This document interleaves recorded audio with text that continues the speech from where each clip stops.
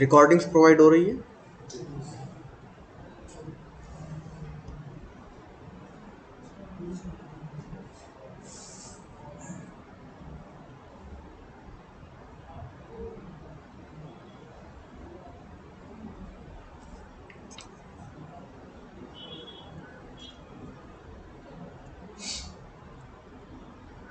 Class के last में मुझे रिमाइंड कराना, मैं लिंक शेयर कर दूंगा, उस लिंक से सॉफ्टवेयर को आप लोग डाउनलोड कर लोगे, ठीक है।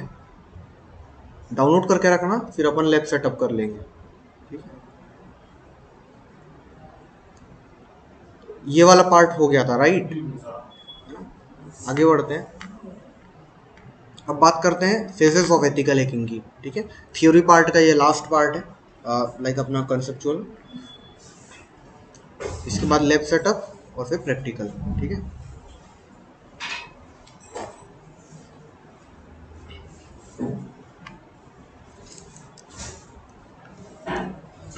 तो देखो phases of ethical hacking, phase मतलब क्या होता है, स्टेज, है ना। तो हैकिंग की अलग अलग फेजेस होती है, अलग अलग स्टेजेस होती है। ऐसा नहीं होता है कि आप कहीं से भी स्टार्ट करोगे कहीं पे भी खत्म करोगे, ठीक है। एक मेथोडोलॉजी होती है, उस मेथोडोलॉजी को अपन देखेंगे कि कौन कौन सी स्टेप्स रहती है जो हमें परफॉर्म करनी होती है, ठीक है। जो भी स्टेप्स दी गई है 6 फेजेस होती है और इन्हें इसी सीक्वेंस में फॉलो करा जाना चाहिए, ठीक है। क्या क्या करेंगे इस चीज़ के अंदर, इस चीज़ को भी साथ ही साथ समझेंगे। तो जो सबसे पहला आता है वो आता है footprinting and recognitions. Footprinting and recognitions, इसको हम नॉर्मल लैंग्वेज में, अपनी सिंपल लैंग्वेज में इसको हम इंफॉर्मेशन गैदरिंग भी बोल सकते हैं, ठीक है। यानी कि टारगेट के बारे में डेटा कलेक्ट करना, टारगेट का सिस्टम कौन सा है, कौन ऑपरेटिंग सिस्टम कौन सा है, कौन सा डिवाइस यूज़ कर रहा है, टारगेट का नाम, target date of birth, target का मोबाइल नंबर, टारगेट का गाड़ी नंबर, ठीक है। इस टाइप की सभी वो चीज़ें, उसके इंटरेस्ट, उसके बिहेवियर, उसके लाइक्स डिसलाइक्स, उसके सोशल मीडिया अकाउंट्स, ठीक है। ये सभी चीज़ें टारगेट के बारे में कलेक्ट करी जाती है। तो ये जो पहली स्टेज होती है ना, ये इसको हम इसके अंदर हम यही चीज़ें करते हैं, ठीक है, फुटप्रिंटिंग एंड रिकॉग्निशंस में। अब देखो दो वर्ड है यहाँ पे, एक है फुटप्रिंटिंग, दूसरा है रिकॉग्निशंस, ठीक है। फुटप्रिंटिंग एंड रेकॉन भी बोल देते हैं अपन इसको शॉर्ट में। फुटप्रिंटिंग में अपन क्या करते हैं, टारगेट को फॉलो करते हैं, ठीक है। आप जो भी इंटरनेट पे फुटप्रिंट्स उसने छोड़े हुए हैं उन सबको फॉलो करते हैं। और रिकॉग्निशंस मतलब हम डेटा को कलेक्ट करते हैं, इंफॉर्मेशन गैदर करते हैं, ठीक है।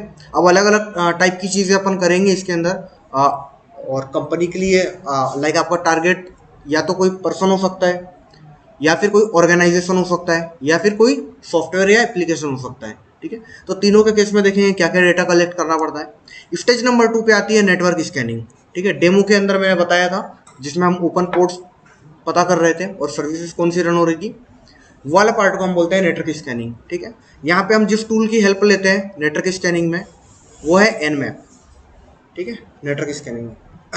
और पता करते हैं हम इसके अंदर ओपन पोर्ट्स के बारे में, ओपन पोर्ट्स और सर्विसेज, कौन कौन सी सर्विसेज रनिंग हो रही है उन पोर्ट्स के ऊपर, और साथ ही साथ वर्जन भी ग्रैब करते हैं, ठीक है। अच्छा, तीसरा तीसरी जो स्टेज है उसका नाम है एन्यूमरेशन।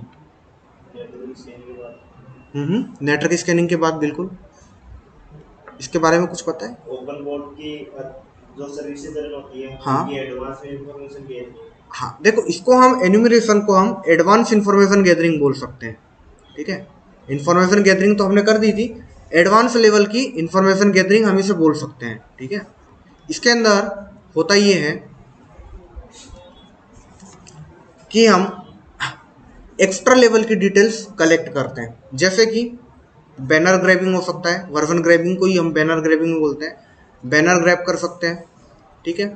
डिफ़ॉल्ट आईडी पासवर्ड पता लगा सकते हैं, ठीक है, डिफ़ॉल्ट आईडी पासवर्ड पता लगाएंगे। और और भी मल्टीपल स्टेप्स हो सकती है जो हम यहाँ पे परफॉर्म करते हैं। अब देखो एन्यूमरेशन के अंदर सिस्टम को हैक नहीं किया जाता, ठीक है। ये हैकिंग वाली स्टेज नहीं है, मतलब हैकिंग वाली स्टेज मतलब एन्यूमरेशन का मतलब ये नहीं है कि आपने सिस्टम पे कंट्रोल कर लिया, सिस्टम को कॉम्प्रोमाइज कर लिया। लेकिन एन्यूमरेशन में हम इतना डेटा कलेक्ट कर लेते हैं, इतने लेवल का डेटा कलेक्ट करते हैं कि जो कमी होती है सिस्टम की उसके हम साफ साफ देख पाते हैं, है ना। हम साफ साफ कमी को देख पाएंगे लेकिन हम अटैक नहीं करेंगे इस स्टेज में, ठीक है। तो ये होता है एन्यूमरेशन। इसके बाद वाला आता है एक्सप्लॉइटेशन। इसके अंदर हम सिस्टम को कॉम्प्रोमाइज करते हैं, ठीक है। इसके अंदर सिस्टम पे अटैक किया जाता है, कॉम्प्रोमाइज। अब देखो एन्यूमरेशन के अंदर हम क्या क्या करेंगे, सिस्टम को एक बार पूरा एनालाइज कर लेंगे तो हमें पता चल जाएगा उसके अंदर क्या क्या कमी है, क्या लूप होल्स है। तो जो कमी रहेगी वो साफ साफ नजर आएगी, बस अटैक नहीं करेंगे। और एक्सप्लॉइटेशन वाले पार्ट में वही जो कमी हमें एन्यूमरेशन के अंदर मिली थी उस पर अटैक कर देंगे, ठीक है। एक्सप्लॉइटेशन, अब देखो एक्सप्लॉइटेशन के अंदर क्या होता है, सिस्टम पे अटैक होता है, सिस्टम को कॉम्प्रोमाइज किया जाता है, सिस्टम पे कंट्रोल जमाया जाता है, या फिर हम ये बोल सकते हैं कि सिस्टम के अंदर एंटर किया जाता है, ठीक है। सिस्टम के अंदर तो एंटर कर दिए, लेकिन अब ये चीज़ भी ज़रूरी है कि उससे लॉन्ग टर्म कनेक्शन बनाया जाए, लंबे समय तक कनेक्शन उससे बना रहे। तो उसके लिए हमारी अगली स्टेज आती है जिसको हम बोलते हैं मेंटेनिंग एक्सेस, ठीक है। यहाँ पे हम मालवेयर वगैरह का यूज़ ले सकते हैं ताकि लंबे समय तक हमारा कनेक्शन टारगेट सिस्टम से बना हुआ रहे। और इसके बाद आती है लास्ट स्टेप जो कि है क्लियरिंग ट्रैक्स, यानी कि लॉक्स क्लियर करना। लॉक्स क्या होते हैं?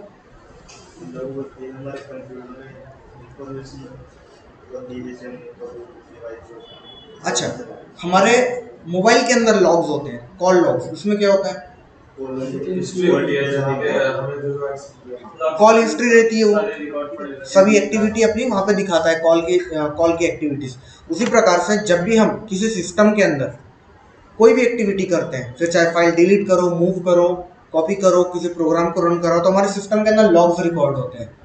लॉग्स क्या होते हैं? लॉग्स रिकॉर्ड होते हैं हमारी एक्टिविटी के, हमने क्या क्या एक्टिविटीज परफॉर्म करी, ठीक है। तो इस चीज को हम सीखेंगे कि लॉग्स कैसे क्लियर करा जा सकता है अलग अलग सिस्टम में। अब देखो ये वाला जो पार्ट है क्लियरिंग ट्रैक्स, ये वाइट अटैकर को करने की जरूरत नहीं पड़ती। क्यों? वो तो लीगल कर रहा है, इलीगल पर्सन जो रहेगा वो लॉक्स को क्लियर करेगा। लेकिन हम इस चीज को सीखेंगे जरूर कि लॉक्स कैसे क्लियर किया जाता है, ठीक है। लिनक्स में भी देखेंगे, विंडोज में भी देखेंगे, लॉग्स कहाँ पर स्टोर होते हैं, कहीं ना कहीं तो सिस्टम में स्टोर होते होंगे, इस पार्ट को भी देखेंगे। और लॉग्स की इतनी इंपॉर्टेंस क्यों है, ठीक है। एक बार के लिए समझते हैं कि जो अटैकर है वो अपने आप को बचाने के लिए, है ना, वो पकड़ा ना जाए इसलिए वो लॉक्स को क्लियर करता है। और क्या रीजन हो सकते हैं लॉक क्लियर करने के?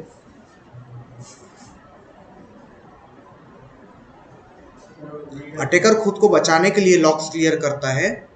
और क्या रीजन हो सकते हैं लॉक्स को क्लियर करने के पीछे?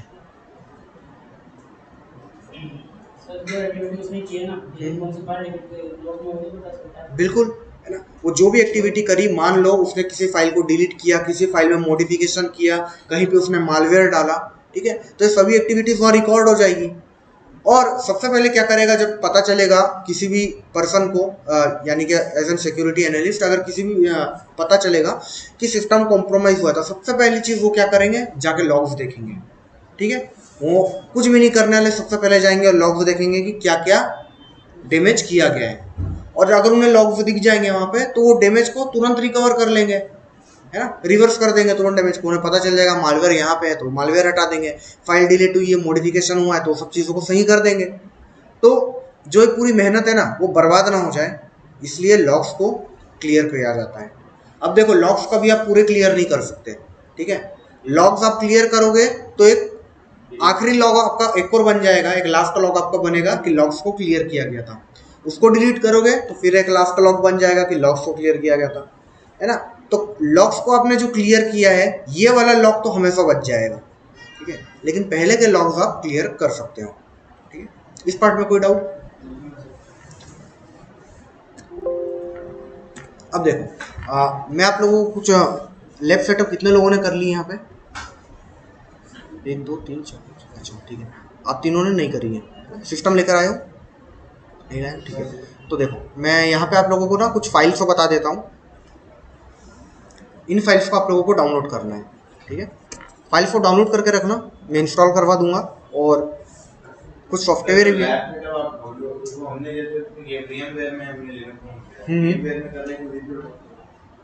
सॉरी किसी में भी कर लो, VMware में करोगे तो ज़्यादा बेटर रहेगा। वर्चुअल बॉक्स में एक्चुअली क्या होता है, नेटवर्क की एरर्स काफ़ी ज़्यादा फेस करनी होती है, है ना। दोनों के अपने प्रोस एंड कॉन्स है। वर्चुअल बॉक्स में सिस्टम थोड़ा सा स्मूथ चलता है, VMware में उतना स्मूथ नहीं चलता वर्चुअल बॉक्स के कंपैरिजन में, लेकिन VMware के अंदर आपको नेटवर्क इश्यूज फेस करने को कम मिलते हैं, वर्चुअल बॉक्स में नेटवर्क इश्यूज फेस करने को ज़्यादा मिलता है। अब आपकी प्रेफरेंस हो सकती है, VMware में करोगे तो ज़्यादा बढ़िया रहेगा, ठीक है, क्योंकि बार बार नेटवर्क की दिक्कत आए तो वो भी एक फ्रस्ट्रेटिंग पार्ट हो जाता है फिर, ठीक है। अब देखो, अब जब हम टेस्टिंग करेंगे तो हमारे एक अटैकर सिस्टम होगा, एक विक्टिम सिस्टम होगा। अब दो सिस्टम तो लेके हम बैठेंगे नहीं, है ना। तो हम क्या करेंगे, हम एक हमारे ही सिस्टम के अंदर मल्टीपल ऑपरेटिंग सिस्टम इंस्टॉल कर लेंगे, ठीक है। कैसे करेंगे इस चीज़ को बताता हूँ। जैसे कि हमारे सिस्टम में देखने को मिलता है वीडियो प्लेयर होता है, म्यूजिक प्लेयर होता है, अलग अलग टाइप के प्लेयर होते हैं। एम्यूलेटर देखा होगा आपने, एंड्रॉयड ऐप्स को चलाने वाला, ठीक है। उसी प्रकार से ऑपरेटिंग सिस्टम को चलाने वाला भी प्लेयर आता है, ठीक है। ऑपरेटिंग सिस्टम को चलाने वाला भी प्लेयर आता है। हमारे पास दो प्लेयर है जिन्हें हम यूज़ कर सकते हैं। पहले का नाम है VMware, ठीक है, VMware वर्क स्टेशन, और दूसरे का नाम है Oracle वर्चुअल बॉक्स, ठीक है। आपको इसी फाइल को डाउनलोड करना है, आपको इस प्लेयर को डाउनलोड करना है, ठीक है। इस प्लेयर को हम हमारे सिस्टम में इंस्टॉल कर लेंगे, तो इस प्लेयर के अंदर हम मल्टीपल ऑपरेटिंग सिस्टम चला सकते हैं, ठीक है। तो दोनों में से कोई भी डाउनलोड कर लेना, VMware अभी के लिए रिकमेंडेशन है मेरा, ठीक है। इसको डाउनलोड करेंगे और ये हमारे सिस्टम में इंस्टॉल हो जाएगा प्लेयर। फिर क्या करेंगे, ये जब प्लेयर इंस्टॉल होगा एक नॉर्मल सॉफ्टवेयर की तरह रन होगा, ठीक है। इसके बाद हमें जो सेकंड स्टेप रहेगी हमारी, हमें ऑपरेटिंग सिस्टम डाउनलोड करना पड़ेगा, ठीक है। कौन सा ऑपरेटिंग सिस्टम डाउनलोड करेंगे, लिनक्स में कौन सा, डेबियन, ठीक है, डेबियन ऑपरेटिंग सिस्टम। हाँ, देखो लिनक्स में ना अलग अलग कैटेगरीज आती है, ठीक है। आर्च मतलब आपको लिनक्स में भी छोटी छोटी कैटेगरीज होती है। आर्च डिस्ट्रीब्यूशन होता है, डेबियन डिस्ट्रीब्यूशन होता है, और भी 3-4 होते हैं, ठीक है। तो हम यहाँ पे जो यूज़ करने वाले डेबियन, ज़्यादा डिफरेंस नहीं होता है लिनक्स के भी, 99% चीज़ें सेम होती है, थोड़ा थोड़ा डिफरेंस होता है। डेबियन हमारा ऑपरेटिंग सिस्टम है, काली डेबियन बेस्ड लिनक्स डिस्ट्रीब्यूशन है, ठीक है। जो काली लिनक्स है ये डेबियन बेस्ड है और ये लिनक्स का डिस्ट्रीब्यूशन है, ठीक है। आप चाहो तो काली कर लो, आप चाहो तो पैरट कर लो, है ना, पैरट ओएस, इसके बारे में भी सुना होगा शायद, ठीक है। काली भी कर सकते हो, पैरट भी कर सकते हो, उबंटू भी कर सकते हो, ये पूरी आपकी प्रेफरेंस है। उबंटू इसलिए प्रीफर नहीं करेंगे अपन क्योंकि हमें हैकिंग टूल्स अलग से इंस्टॉल करने पड़ेंगे। काली और पैरट ये सेंट्रिक है, हैकिंग सेंट्रिक सिस्टम है, डिस्ट्रीब्यूशन है, तो इसके अंदर आपको प्री इंस्टॉल टूल्स मिलते हैं, इसलिए हम इसे यूज करने वाले हैं, ठीक है। अब क्या करेंगे, प्लेयर हमारा इंस्टॉल हो जाएगा, प्लेयर को ओपन करेंगे और प्लेयर ओपन करके हम क्या करेंगे, हमारे जो ऑपरेटिंग सिस्टम है इसके अंदर प्लेयर के अंदर इंस्टॉल करेंगे, ठीक है। इससे क्या होगा, हम मल्टीपल ऑपरेटिंग सिस्टम चला सकते हैं। फिर चाहे हमें विंडोज चलाना हो, यानी कि हमारे मेन विंडोज मशीन के अंदर ही प्लेयर के अंदर हमें विंडोज अगर चलाना हो वो चला सकते हैं, लिनक्स चलाना हो वो चला सकते हैं, कोई XYZ कोई दूसरा ऑपरेटिंग सिस्टम चलाना हो वो भी चला सकते हैं। बस इतना होना चाहिए कि वो कंप्यूटर वाला ऑपरेटिंग सिस्टम होना चाहिए, है ना, ठीक है। तो अब मैं आप लोगों को बता देता हूँ कि कहाँ से आप लोगों को डाउनलोड करनी है इन फाइल्स को। हाँ, क्या बोल रहे हो, रैम।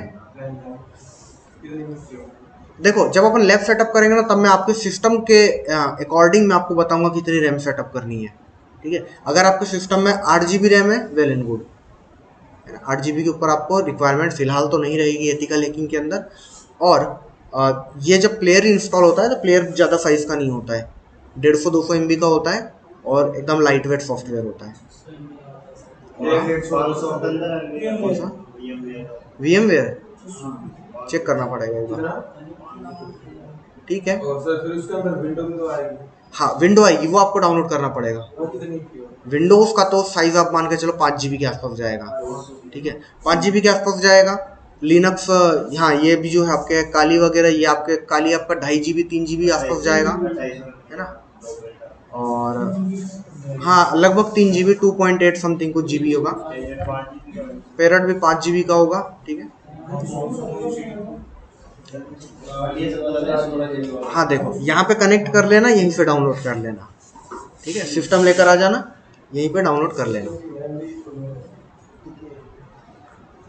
मैक में 256 है मतलब अच्छा आप मैक चला रहे हो, ठीक है, आपको बड़ी तकलीफ होने वाली है। बहुत सारी एप्पल डिवाइसेस में बहुत ज़्यादा इशूज आते हैं, काफ़ी ज़्यादा इशूज आते हैं, ठीक है। M1 चिप है, हाँ ठीक है, मज़ा आएगा आपको एरर फेस करने में, ठीक है। कोई दिक्कत वाली बात नहीं है, एरर आएगी, एरर से सीखेंगे, ठीक है, सीखते हुए चलेंगे। 8 GB रैम है ना मिनिमम आप लोगों के सिस्टम में, हाँ ठीक है। हाँ 8 रहे, 8 से ऊपर रहे, कोई दिक्कत वाली बात नहीं, मिनिमम 8 रहनी है। 4 रहेगी तो भी काम होगा, लेकिन 4 रहेगी तो लैग हो चलेगा, तो वो थोड़ा सा प्रॉब्लमेटिक हो जाएगा। हाँ 16 उसमें कर लेना, बाद में बढ़ा लेना जरूरत पड़ेगी तो। स्मूथ किस में चलेगा फिर, मैक में या विंडोज? दोनों में चलेगा। देखो एक्चुअल में क्या है, कंपेटिबिलिटी, हाँ ये जो M1 चिप है ना, इसमें कंपेटिबिलिटी इशूज आते हैं। हाँ वही M1 M2 M सीरीज की चिप है ना, तो ये बस दिक्कत यही है इसमें कि काफ़ी सारे सॉफ्टवेयर कंपेटिबल नहीं होते हैं, और हो भी जाते हैं तो वो अनएक्सपेक्टेड एरर थ्रो करते हैं। यानी कि मान लो अगर आपको विंडोज ऑपरेटिंग सिस्टम में आपको 4 एरर फेस करनी पड़ रही है, तो आप मान के चलो आपको 6 एरर तो फेस करनी पड़ेगी आपकी इसमें, ठीक है। कोई दिक्कत वाली बात नहीं है, कर लेंगे चीज़ों को, करते करते सीख जाएंगे, ठीक है। अब बढ़ते हैं अपन कौन सी फाइल्स को डाउनलोड करना है, ठीक है। तो गूगल पे आ जाना, ठीक है, यहाँ पे गूगल पे मत आना, अपने सिस्टम पे गूगल पे आना, ठीक है।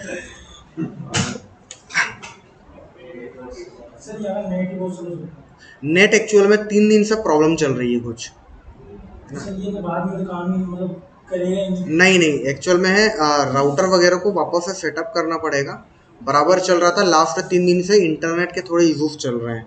राउटर कितना, एक ही है? नहीं 3 है।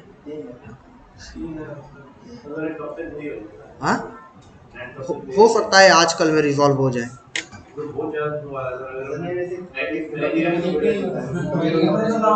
ठीक है। डाउनलोड लगा के गर्लफ्रेंड से चैटिंग कर लेना, हो जाएगा तब तक, ठीक है। अब देखो, हाँ तो सेटिंग करो, ठीक है। अब देखो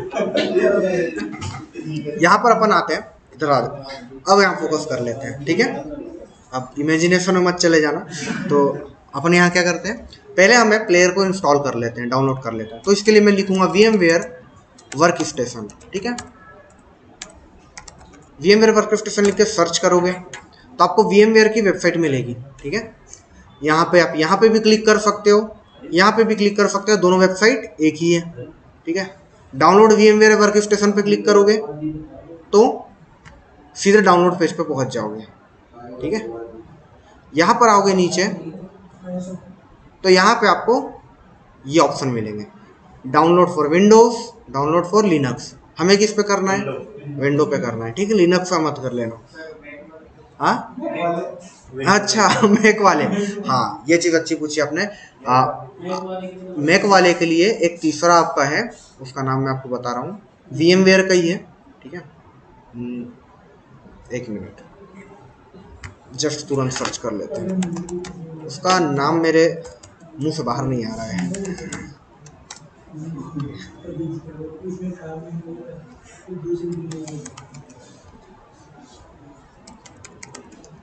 अच्छा ये जो चीज़ें हैं ना, इसको अपन वर्चुअलाइजेशन बोलते हैं, वर्चुअलाइजेशन सॉफ्टवेयर फॉर मैक।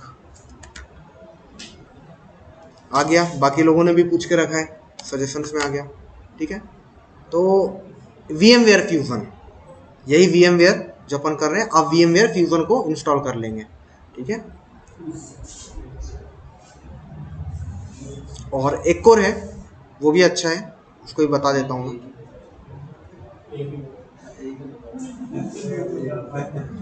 ठीक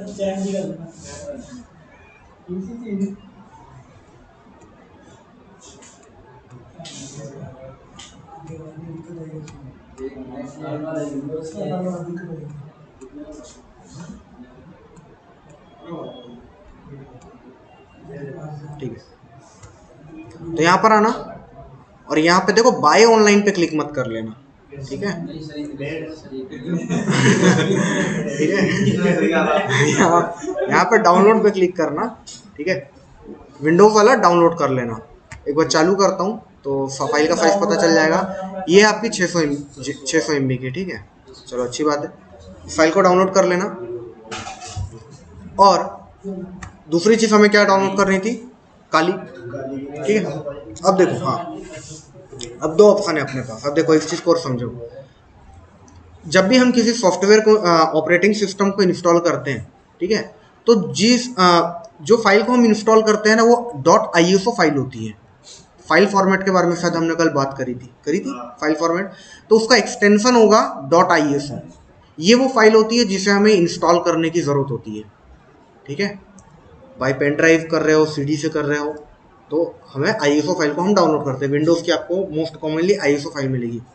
अच्छी बात ये है कि अगर मैं चाहता हूँ कि ये फाइल को मैं इंस्टॉल ना करूँ, ठीक है, इंस्टॉल होगा तो बिल्कुल टाइम लेगा, हो सकता है आधे एक घंटे ले ले, ठीक है, और करप्ट हो गया तो फिर और सिन खत्म है, वापस से आपको इंस्टॉल करना पड़ेगा।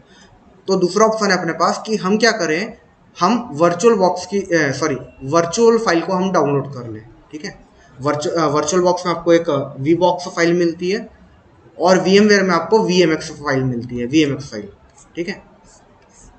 अब जब आप VMX फाइल को करते हो ना, तो इसे आपको इंस्टॉल नहीं करना पड़ता। इस फाइल को बस आप ओपन कर सकते हो डायरेक्टली, ठीक है। आपके सिस्टम में कुछ प्रॉब्लम आई, ठीक है, और इसे आप वापस से डिलीट करो, वापस से चला लो, तो ये जो VMX है ना, ये आपके लिए प्रीफरेबल ऑप्शन है फिलहाल, ठीक है। आगे चल के ऑपरेटिंग सिस्टम्स को कैसे इंस्टॉल करेंगे इस चीज़ को भी देखेंगे। जब विंडोज इंस्टॉल करेंगे तब तो सीख ही लेंगे। अभी के लिए रिकमेंडेशन ऐसा है कि आप लोग VMX फाइल को डाउनलोड करिएगा, ठीक है। अब देखो यहाँ तक तो कंफ्यूजन नहीं है, क्लियर है।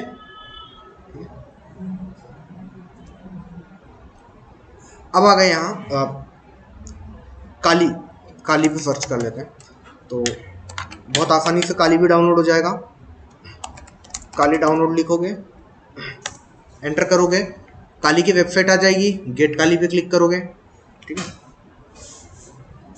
अब देखो यहाँ से दिक्कतें चालू मतलब अपने कन्फ्यूजन चालू हो सकते हैं। इंस्टॉलर इमेज का मतलब ये वो फाइल है जिसे इंस्टॉल करना पड़ेगा, यानी कि .iso फाइल, ठीक है। और दूसरी किसके लिए फाइल बोल रहा है, ये वर्चुअल मशीन के लिए, है ना। तो हो सकता है वर्चुअल बॉक्स यूज कर रहे हो सकता है VMware यूज कर रहे हो। तो अगर आपको वर्चुअल मशीन के अंदर चलाना है तो आप वर्चुअल मशीन की फाइल को इंस्टॉल कर सकते हो।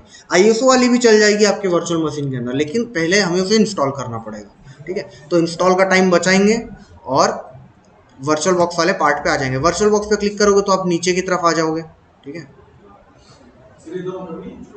क्या एक ही कर, हाँ, वर्चुअल मशीन वाली फाइल को करना है, ठीक है। देखो वर्चुअल मशीन पे क्लिक करोगे ना तो ये आपको नीचे लेकर आ जाएगा, ठीक है। वापस से ऊपर आते हैं, बॉटम स्क्रॉल करोगे, आप यहाँ पे क्लिक भी कर सकते हो वर्चुअल मशीन पे। नीचे क्लिक करोगे, ARM मोबाइल क्लाउड, ये कंटेनर, लाइव बूट, WSL, ये सबको इग्नोर करना।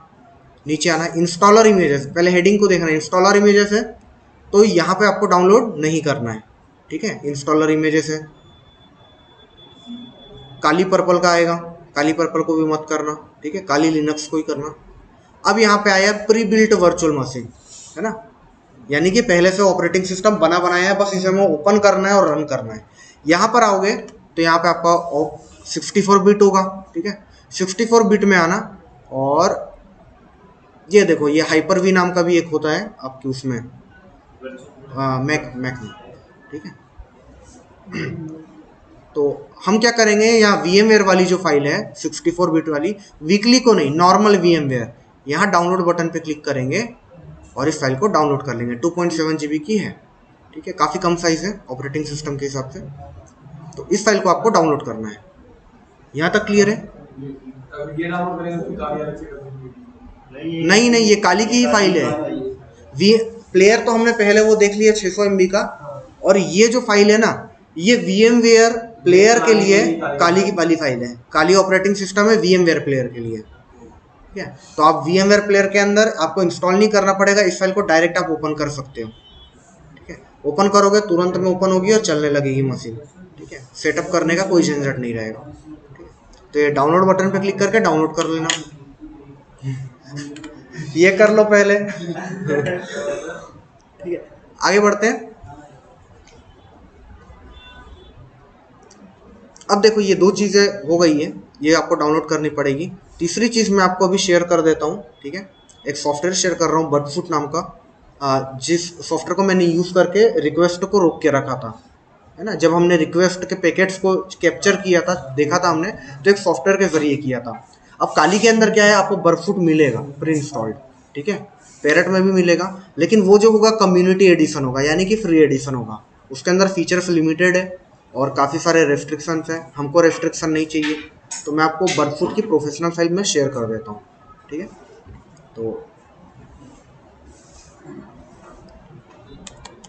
यहाँ पे आपको जो लिंक रहेगी, इस लिंक का या तो फोटो ले लेना या इस लिंक को नोट कर लेना। ठीक है, अगले 20-25 दिन तक इस लिंक पे वो फाइल रहेगी। ठीक है, यू फाइल पे जाता हूँ पहले और यहाँ से फाइल को सेलेक्ट कर लेता हूँ।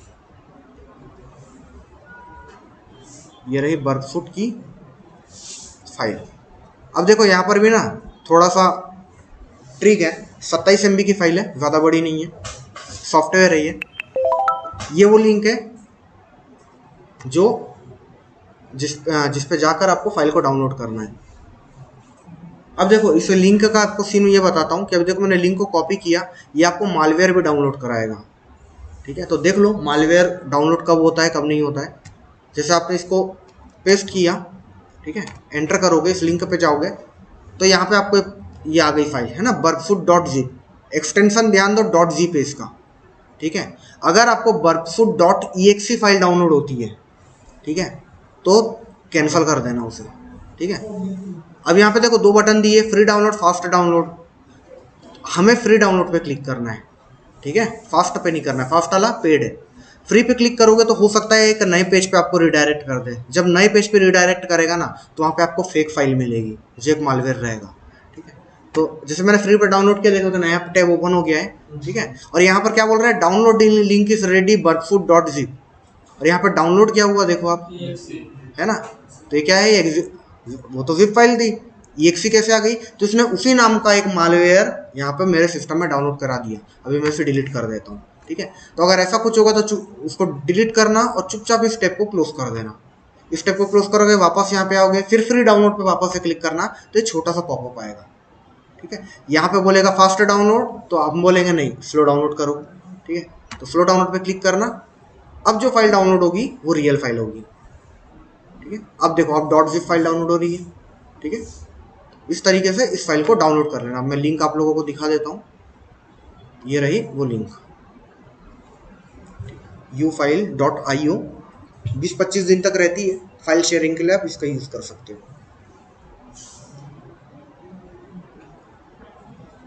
तो सेवन ये क्या है, आई है कि सेवन एल है, सही। ये लाइनक्स में इंस्टॉल होगा या विंडोज में? लिनक्स में इंस्टॉल होगा, है ना। इसे मैं इंस्टॉल कराऊंगा, इसका ये क्रैक वर्जन है, तो इसे थोड़ा सा कॉम्प्लिकेटेड है इंस्टॉल करना, तो मैं इंस्टॉल करवा दूंगा।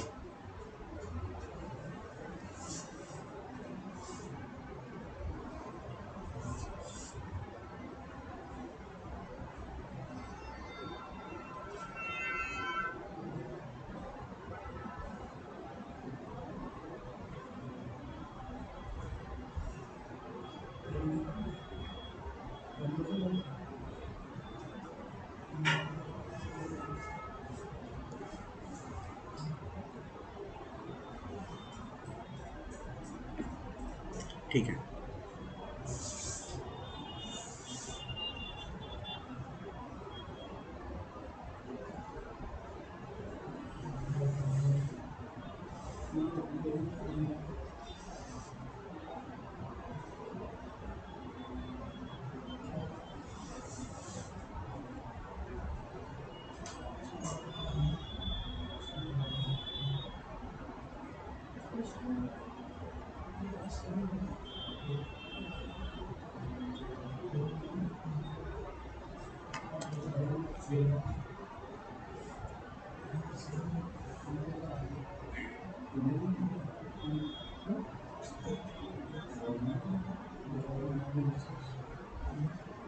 डाउनलोड करने का ऑप्शन ही नहीं आ रहा, ऑप्शन ही नहीं आ रहा डाउनलोड। उसमें आ रहा है ना ऑप्शन भाई। लिंक का गलत नहीं डाल लिंक सही है। हाँ ये ऑप्शन नहीं आ रहा। देखो इस लिंक को ओपन करोगे ना तो कुछ ऐसा इंटरफेस आएगा, ये वाला इंटरफेस आएगा। आया है ये वाला?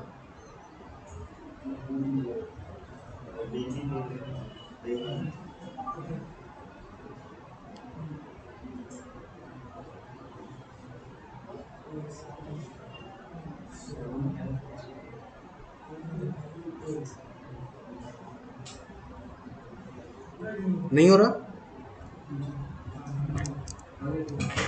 आगे?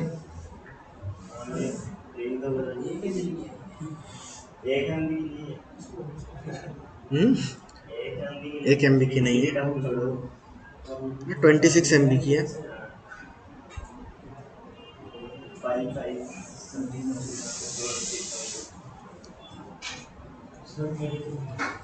नहीं है?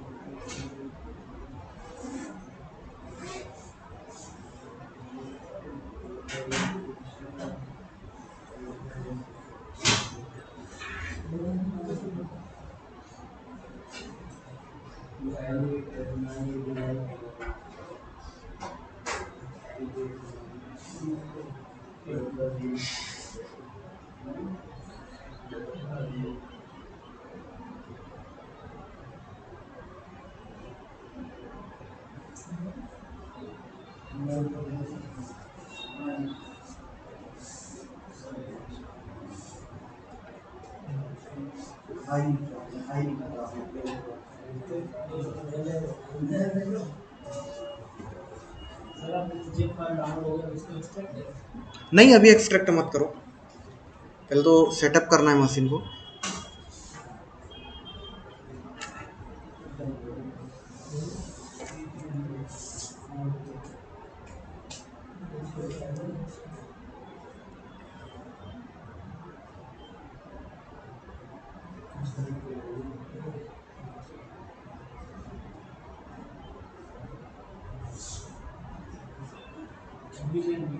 छब्बीस MB।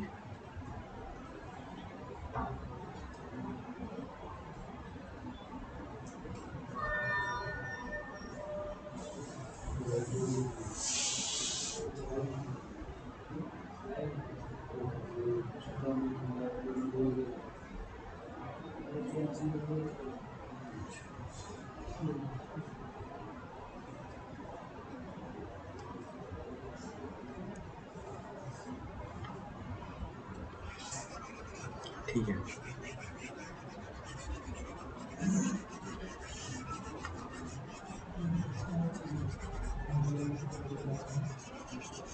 नेटवर्किंग वाला पार्ट क्लियर है?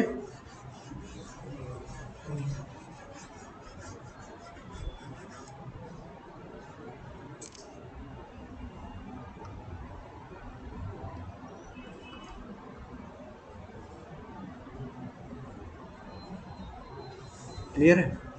चलो तो ठीक है। एक हम लोग क्या करेंगे, जब टेस्ट लेंगे ना तो एनी टाइम ले लेंगे, ठीक है?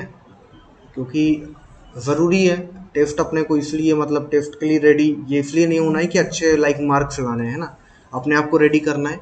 तो टेस्ट अपने सरप्राइजेस टाइप के रहेंगे, तो एनी टाइम आप लोगों को रेडी रहना है उस चीज़ के लिए, ठीक है? तो अभी नेटवर्किंग का टेस्ट ले लेते हैं, एक बार अपन लोगों को भी वो हो जाएगा, रिवाइज भी हो जाएगा, ठीक है? हाँ हाँ ठीक है, कुछ दिक्कत नहीं होगी, अभी आप फेल नहीं हो जाओगे, है ना? देखो मैं आपको बता रहा हूँ, ठीक है?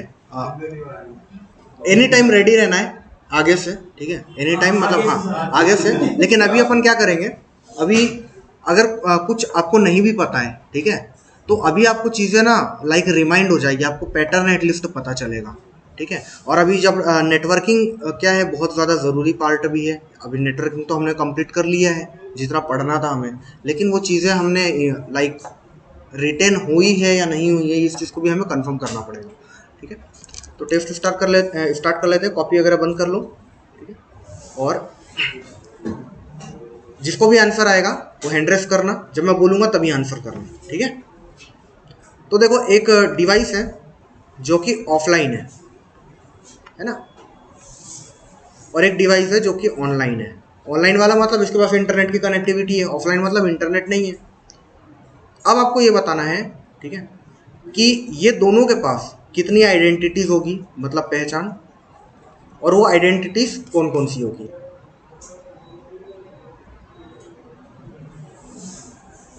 आप बताओ।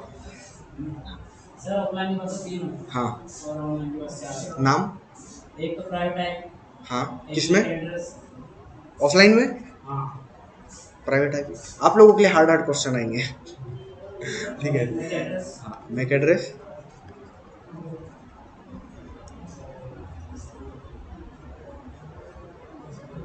एक नंबर से फेल हो जाओगे ऐसे में, ठीक है। आप बताओ। सर आईपी एड्रेस, हाँ, मैक एड्रेस और वर्चुअल बॉक्स इंस्टॉल है तो उसका अलग से नहीं, वर्चुअल बॉक्स इंस्टॉल होगा तो एक वर्चुअल नेटवर्क जरूर बनाएगा, लेकिन एक सिस्टम जो कि ऑफलाइन है उसके पास कौन कितनी आईपी होगी? हाँ, लोकल होस्ट 3, एक प्राइवेट आईपी, एक मैक एड्रेस, और तीसरा होगा लोकल होस्ट, ठीक है। सिस्टम की आइडेंटिटीज के बारे में बात कर रहे हैं अपन यहाँ पे, है ना। हम इस बारे में बात नहीं कर रहे हैं कि डिफॉल्ट गेटवे क्या होगा, है ना। तो आप थोड़ा सा इधर चले गए, तो इस चीज़ को नोट कर कर देखो। अगर नहीं पता है चीज़ को तो नोट कर लो, थोड़ा समझ लो चीज़ों को, ठीक है। और एक ऑनलाइन सिस्टम के पास कोई प्राइवेट आईपी है ना, पब्लिक आईपी भी ऐड हो जाएगी, पब्लिक आईपी, और बाकी ये जो 3 आइडेंटिटीज है ये तो रहेगी ही रहेगी, ठीक है। अब देखो क्या क्या आइडेंटिटीज है ये अपने को पता होना चाहिए। अच्छा, लोकल होस्ट की आईपी क्या होती है? 127.0.0.1, ठीक है। क्या मैं इसको चेंज कर सकता हूँ? कर सकते।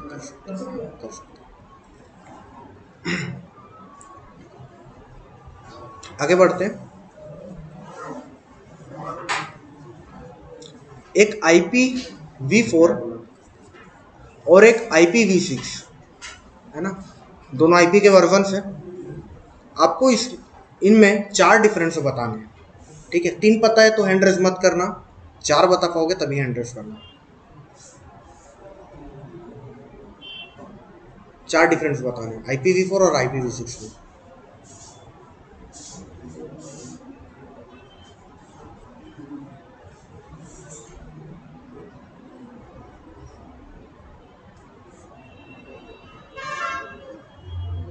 सोचो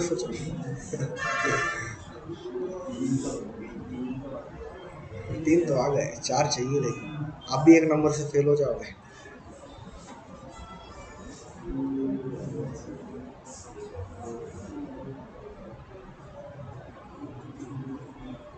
अच्छा ठीक है, सभी लोग ट्राई करो, ठीक है, सभी लोग ट्राई करो। चलो बताओ, पहला डिफरेंस क्या लिखी?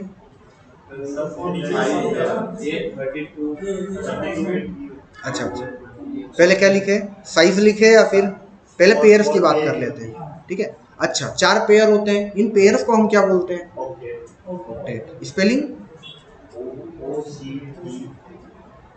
ये ऑक्टेट, ठीक है। 4 पेयर होते हैं। और IPv6 में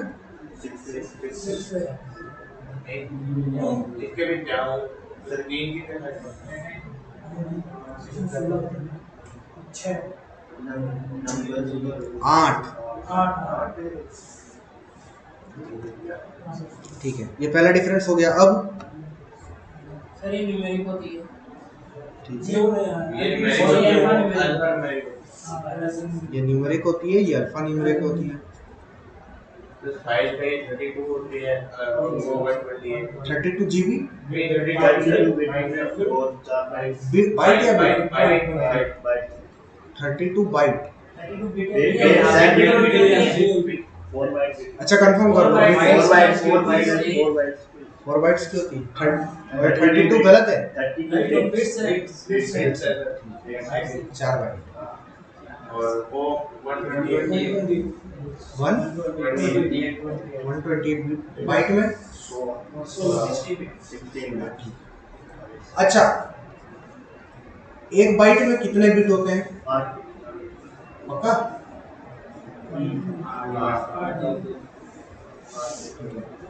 और एक KB में कितने बाइट होते हैं? कितने बाइट होते हैं? एग्जैक्ट होता है। अच्छा ठीक है, 1 GB में कितने MB होते हैं? 1024, है ना? यही होते हैं 1024 यहाँ पे आपका बाइट बनेगा और 1024 KB रहेगा तो ये आपका 1 MB बन जाएगा, है ना? तो 1024 वाला चलता है। MB के बाद इसके बाद GB के बाद मेगाबाइट। TB मतलब टेराबाइट। इसके बाद PB होता है PB। अब लास्ट डिफरेंस बताना है। ये 4.7 बिलियन ठीक है, 4.7 बिलियन एड्रेसेस असाइन हो जाएंगे। पक्का एक भी कम नहीं होगा ना? ठीक है, इधर बताओ। इसमें 360 ट्रिलियन ट्रिलियन है 320 ट्रिलियन 360 पक्का? 320। 20 ऐसे हाँ ठीक है। अच्छा, और क्या डिफरेंस हो सकते हैं?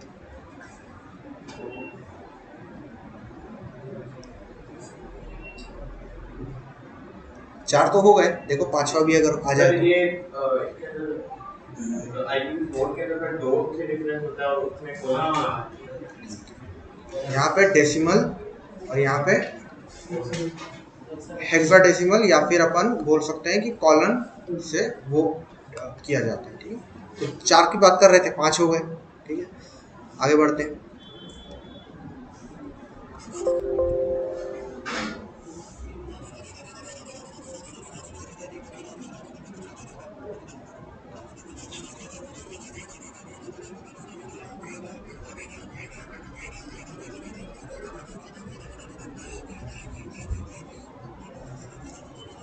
अच्छा, OSI मॉडल में कितनी लेयर्स होती है?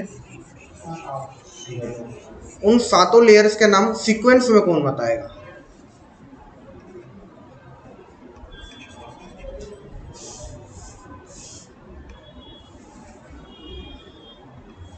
सीक्वेंस में बताने।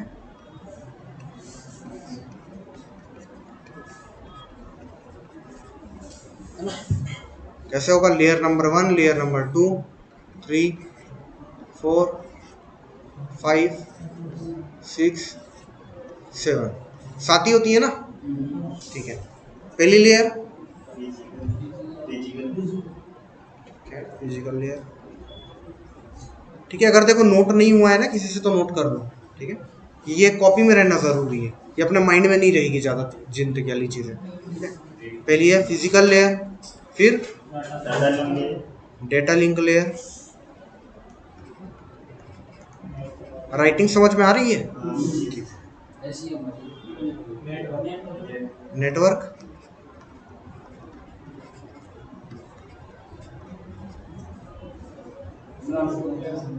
Transport,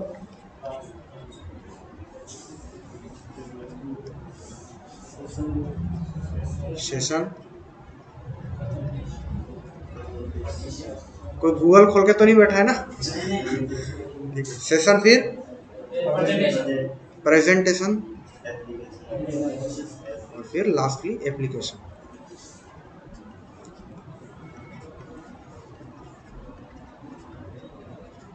application layer. अच्छा, TCP और UDP कौन सी लेयर में आते हैं? इसमें ट्रांसपोर्ट ले हाँ ट्रांसपोर्ट। ठीक है। अच्छा, टीसीपी और यूडीपी के बीच में फिर से 4 डिफरेंस बताने हैं, चारों बताने, 3 नहीं चलेंगे।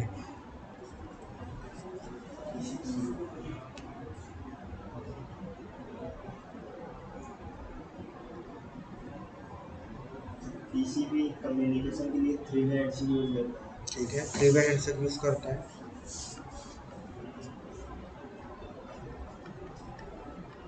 यूडीपी यूज नहीं करता, रिक्वेस्ट रिस्पॉन्स पे डायरेक्ट वर्क करता है ना? ठीक है। टीसीपी भी लाइएबल। टीसीपी रिलायबल है, वेरी गुड, रिलायबल, या फिर हम इसे स्ट्रॉन्ग, स्टेबल, इस प्रकार की चीजें बोल सकते हैं, सिक्योर मत बोल देना बस, ठीक है। और यूडीपी उतना रिलायबल नहीं है, कंपेरेटिवली रिलायबल कम है, ठीक है। और टीसीपी टाइम कंज्यूम ज़्यादा है। टीसीपी ज़्यादा, ठीक है, टाइम कंज्यूम ज़्यादा लेगा, यूडीपी उसका उल्टा टाइम कम लेगा। और टीसीपी में मतलब स्मॉल इसमें फाइल जाते हैं हम लेके स्मॉल साइज के डेटा में टीसीपी का मोस्टली यूज किया जाता है, और बिग साइज डेटा के लिए यूडीपी का। चलो ठीक है, 5वां बताओ, एक्स्ट्रा नंबर मिलेंगे।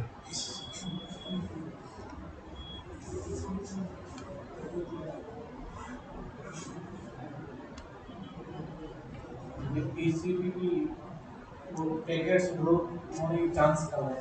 पैकेट्स ड्रॉप के चांसेस कम है, इसमें ज़्यादा है।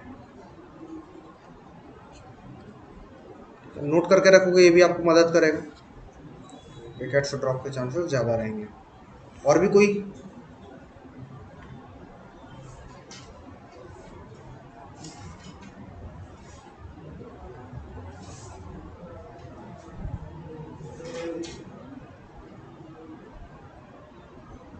हो गया? ठीक है।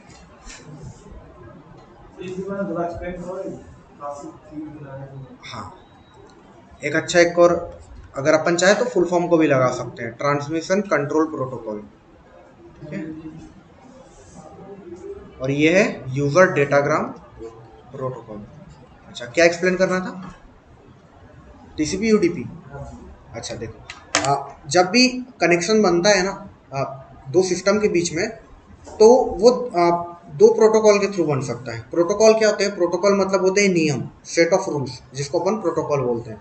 तो नेटवर्किंग में क्या होता है, प्रोटोकॉल फॉलो कर जाते हैं। जब भी कनेक्शन बनता है तो किसी ना किसी प्रोटोकॉल के जरिए बनेगा।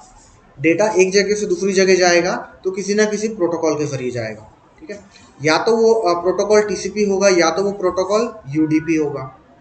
टीसीपी में क्या होता है, टीसीपी को एक रिलायबल कनेक्शन माना जाता है। इसमें क्या होता है, 3 स्टेजेस में काम करता है। 3 स्टेजेस मतलब पहले में ये पहली स्टेज में ये हैंडशेक बनाएगा, ठीक है, हैंडशेक करेगा। हैंडशेक जैसी करेगा तो एक स्ट्रॉन्ग कनेक्शन बिल्ड हो जाएगा। फिर डेटा ट्रांसफर करेगा, फिर एक हैंडशेक करेगा और कनेक्शन को तोड़ देगा, ठीक है। तो डेटा ट्रांसफर किस तरीके से हुआ, पहले कनेक्शन बना, फिर डेटा ट्रांसफर हुआ, फिर कनेक्शन टूट गया। यूडीपी में ऐसा नहीं होता, यूडीपी में कोई भी हैंडशेक नहीं होता, कोई भी ऐसा कनेक्शन नहीं बनता है, इसलिए हम इसे कनेक्शन लेस प्रोटोकॉल भी बोलते हैं, ठीक है। कनेक्शन नहीं बनता इसका मतलब ये नहीं है कि मतलब एक टनल टाइप का कनेक्शन नहीं बनता, ये समझो इसको, ठीक है। इसको कनेक्शन लेस प्रोटोकॉल ही बोलते हैं, क्योंकि इसमें क्या होता है, इसमें ऐसा कोई हैंडशेक जैसी चीज़ें नहीं होती, सीधे पैकेट्स भेज दिए जाते हैं और सीधे रिसीव कर लिए जाते हैं। रिक्वेस्ट के पैकेट्स जाते हैं, रिस्पॉन्स के पैकेट आते हैं ना। कनेक्शन तो बनाना पड़ता होगा। नहीं, एक स्टेबल कनेक्शन नहीं बनता, डायरेक्ट चले जाता है। कनेक्शन ज़रूर बनेगा, लेकिन यहाँ पर जो हम कनेक्शन लेस की बात कर रहे हैं, कनेक्शन लेस का मतलब ये हुआ कि जो हैंडशेक जो बन रहा था उसमें, है ना, एक टनल जो क्रिएट हो रही थी, उस टाइप का एक रिकरिंग कनेक्शन नहीं बनेगा, आप ऐसा बोल सकते हो, ठीक है। आगे चल के इस चीज़ को और थोड़ा देखेंगे। अब देखो, जब भी डेटा ट्रेवल कर रहा है ना, तो पैकेट्स के फॉर्म में करेगा। जो पैकेट्स अपने एंड से जाएंगे जनरेट होकर, उन्हें हम रिक्वेस्ट बोलते हैं, जो आएंगे उन्हें हम रिस्पॉन्स बोलते हैं, ठीक है। टीसीपी के अंदर भी रिक्वेस्ट रिस्पॉन्स होते हैं, डेटा उसी प्रकार से ट्रेवल करता है, लेकिन पहले कनेक्शन बनता है, फिर रिक्वेस्ट रिस्पॉन्स से जाते हैं, फिर कनेक्शन टूट जाता है।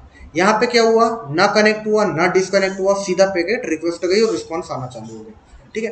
अब देखो क्योंकि टीसीपी में ना एक कनेक्शन बनता है 3 वे हैंडशेक के जरिए, तो कनेक्शन स्ट्रांग होता है, ठीक है। यूडीपी में क्योंकि कोई हैंडशेक हुआ नहीं फॉलो, तो कनेक्शन कंपेरेटिवली वीक रहेगा, ठीक है। अब क्योंकि कनेक्शन यहाँ पे टीसीपी में स्ट्रांग है ना, तो पैकेट्स के ड्रॉप होने के चांसेस काफ़ी कम रहेंगे। लेकिन यूडीपी में क्योंकि एक टनल टाइप का कनेक्शन नहीं बना है, तो पैकेट्स ड्रॉप के चांसेस ज़्यादा रहेंगे। जब हमें छोटे साइज का, अब देखो क्योंकि टीसीपी के अंदर कनेक्शन बन रहा है, पहले हैंडशेक वगैरह सब फॉलो हो रहा है, तो as compare to UDP TCP थोड़ा स्लो होगा। लेकिन यूडीपी में क्योंकि कनेक्शन नहीं बन रहा, तो ये टीसीपी के कंपैरिजन में फास्ट होगा। छोटे डेटा को छोटे साइज के डेटा को जब भी भेजा जाता है, तो मोस्टली, ऐसा नहीं बोल रहा हूँ कि हर बार, मोस्टली टीसीपी को प्रीफर किया जाता है। बड़े साइज का डेटा होता है तो यूडीपी को एक प्रेफरेंस माना जाता है, ठीक है। तो ये हो गए इसके बीच के डिफरेंस। क्या ये बात क्लियर है? इसमें कोई डाउट?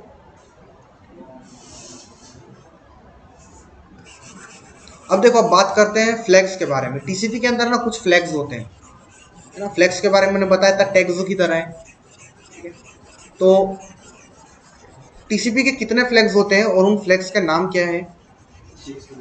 6 फ्लैग होते हैं, ठीक है। क्या क्या नाम है? देखो यहाँ पे हम टीसीपी फ्लैग के बारे में बात कर रहे हैं, यूआरजी, ठीक है। और फिनिश नाम का तो कोई फ्लैग नहीं है।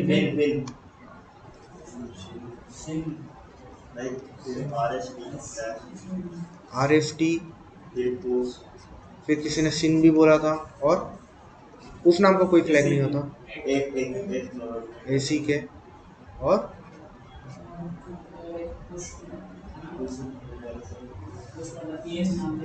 हाँ, PS3,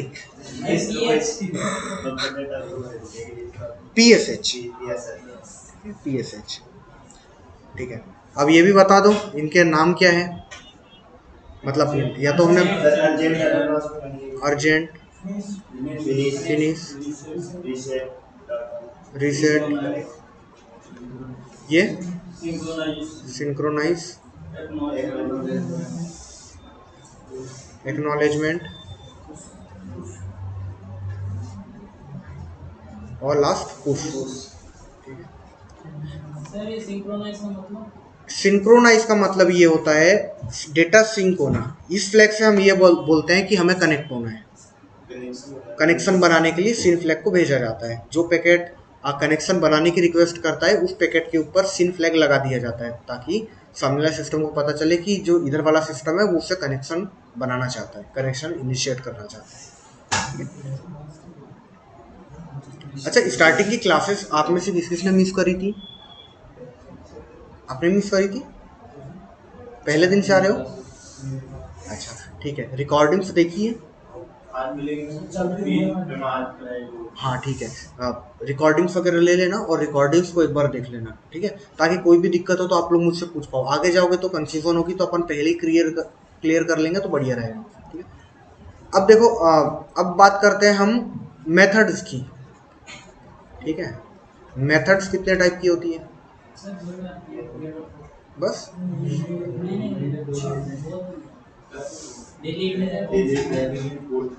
पहले तो बता दो होती कितनी है? 6।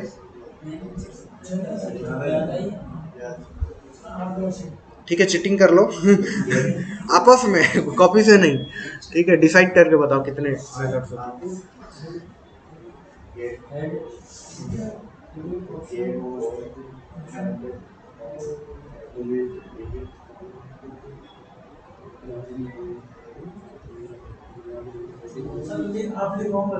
ठीक चलो, ठीक है।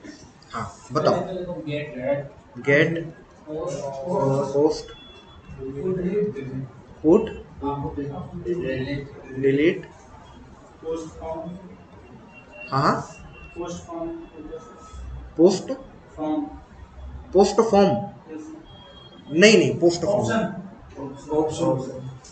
पोस्ट के अंदर जो डेटा है वो बॉडी में जाता है, ठीक है, जिसको हम ऐसा भी बोल सकते हैं कि HTML फॉर्म के थ्रू जा रहा है।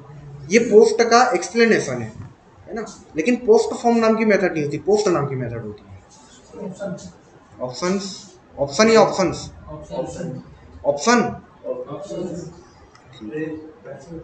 ट्रेस और हेड हेड, 7 मेथड होती है।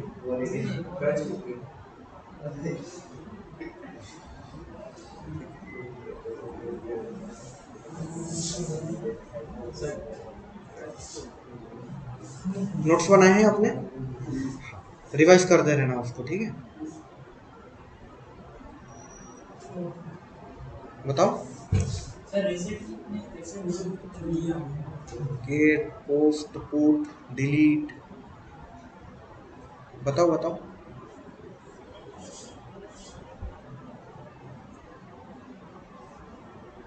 थोड़े नोट्सों से कनेक्ट हो जाओ। कनेक्ट, ठीक है। अच्छा, इनमें से हाईली वल्नरेबल मेथड्स कौन सी है? पुट और डिलीट, ठीक है, ये दोनों मेथड वल्नरेबल है। अच्छा, सिक्योर मेथड पोस्ट, क्यों सिक्योर है? क्योंकि इसका डाटा बॉडी में जाता है और गेट में, URL में जाता है। गेट में डेटा यूआरएल के जरिए जाता है, तो यूआरएल में आपको ऊपर एड्रेस बार में दिख जाएगा, है ना। और पोस्ट में जाएगा तो बॉडी में जाएगा। किसकी बॉडी में? रिक्वेस्ट पैकेट की बॉडी में, ठीक है।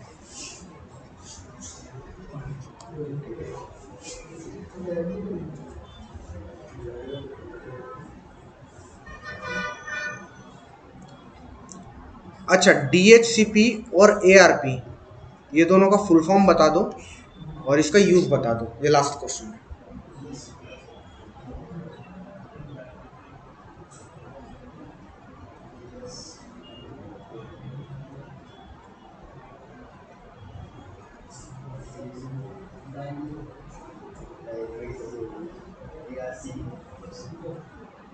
यूज बता दो तो आपको शायद रिकॉर्ड, ठीक है।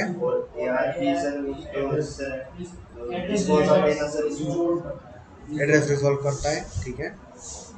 फुल फॉर्म, ठीक है। एक का है एड्रेस रिजोल्यूशन प्रोटोकॉल, जो एड्रेस को रिजॉल्व करता है, कब? कनेक्शन बनने के बाद। और जो DHCP है, ये पहले IP असाइन करता है, इसका फुल फॉर्म होता है dynamic host configuration protocol. Note नहीं किया तो नोट कर लो।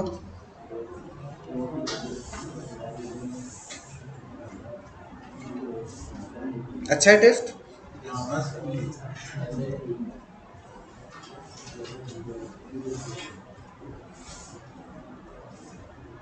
नेक्स्ट टाइम से ना एनी टाइम रेडी रहना, डेली नोट्स को रिवाइज करो, क्योंकि ना चीज़ें रिटेन नहीं रहेगी। और जैसे कि मान लो आज से 1 महीने बाद जब नोट्स देखोगे तो 50 पेज पर शायद आप पहुंच जाओगे, है ना। तो वो 50 पेज को रिवीजन करने में बहुत ज़्यादा टाइम लगेगा। लेकिन अगर आप डेली क्लास के पहले ही अगर आप रिवाइज करते हो तो पहले दिन आपको हो सकता है 5 मिनट लगे, 10 मिनट लगे, फिर वो टाइम ना कम होते जाएगा। बाद में ऐसा होगा कि आप सिर्फ पेज पलटाओगे और आपको रिवीजन होते जाएगा सिर्फ पेज पलटाने से, है ना। तो अपने को ऐसी हैबिट बना लेनी है कि जब मैं पेज पलटाऊँ तो मेरा बस देख देख के रिवीजन हो जाए, पढ़ना भी ना पड़े पूरा, है ना। स्टार्टिंग में पढ़ना ज़रूर पड़ेगा, लेकिन 5-6 दिन बाद के बाद से आप खुद ही नोटिस कर लोगे कि उसमें फ़र्क आने लगेगा, ठीक है। तो इस चीज़ को करना, ठीक है गाइस। फिर अपन फाइल्स को आप लोग डाउनलोड कर लेना, जो भी फाइल बोली है फाइल को डाउनलोड कर लेना। कल लैब सेटअप करते हैं, कल सिस्टम लेकर आना जिसको भी पॉसिबल हो पाएगा, ठीक है। तो प्रैक्टिस कर लेंगे। आप भी अगर प्रैक्टिस करना चाहो तो लैब में कर सकते हो, है ना। अगर लैपटॉप नहीं है तो कोई दिक्कत वाली बात नहीं, तो लैब में प्रैक्टिस कर लेना, ठीक है। चलो गाइस।